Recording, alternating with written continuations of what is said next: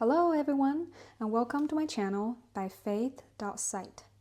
Starting today, I hope to share my devotional reflections with all, as well as some of my personal thoughts and insights on different matters.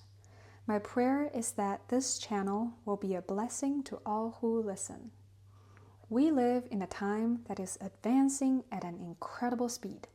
Information comes at us constantly, and new content bombards our minds every day. Yet, we seldom have the quiet space we need to truly digest what we take in.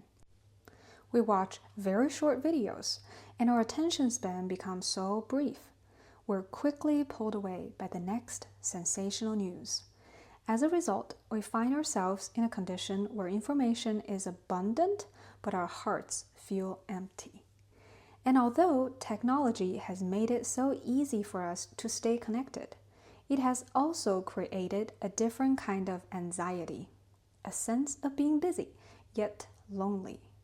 This is why I hope to use short videos, but to recommend content that is worth diving deeper into, even within the limited time we have.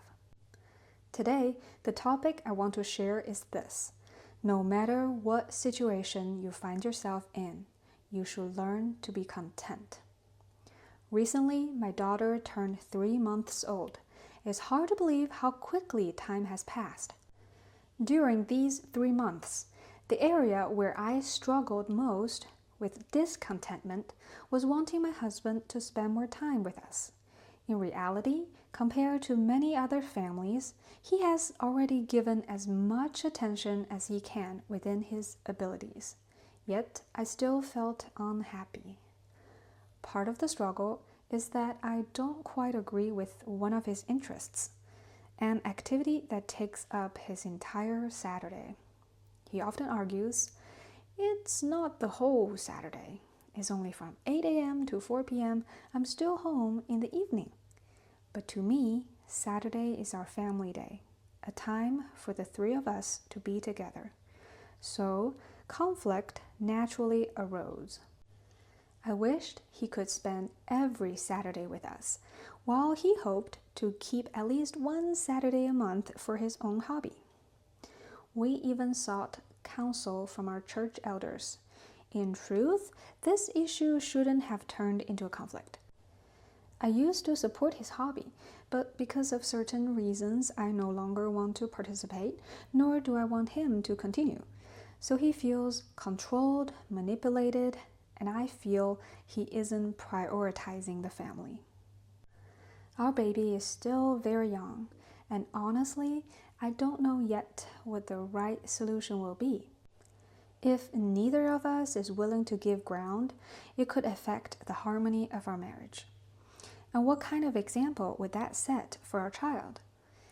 In the midst of this inner struggle, I thank God for His mercy because I happened to come across a sermon by Charles Spurgeon on the topic of contentment. Be content, no matter your circumstance. Spurgeon said that Paul learned to be content. Paul wasn't content only in certain situations.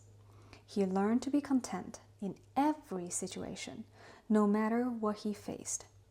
Complaining is something no one needs to teach us.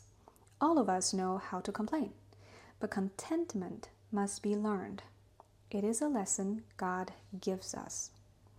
The sermon was truly powerful, and I highly recommend it. The part that struck me the most was this line: "Those who do not love Christ are the most miserable people in the world."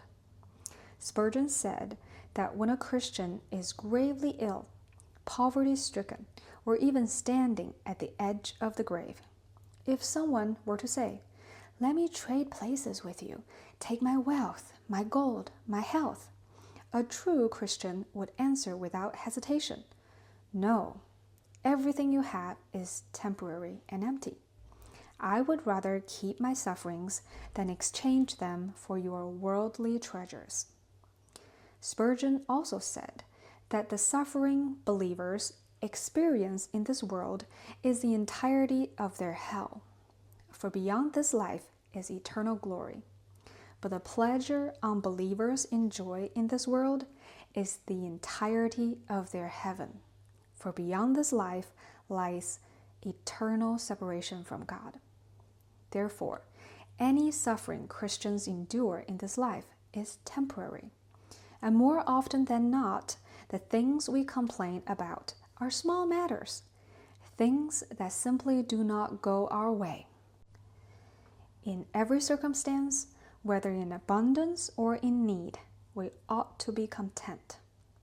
Spurgeon prayed that God would give us a new heart and a living faith in the Lord, that we would look not only to our own interests, but also to the interests of others, that we would have the mind of Christ, imitating him, striving toward maturity, because Christ himself is perfect.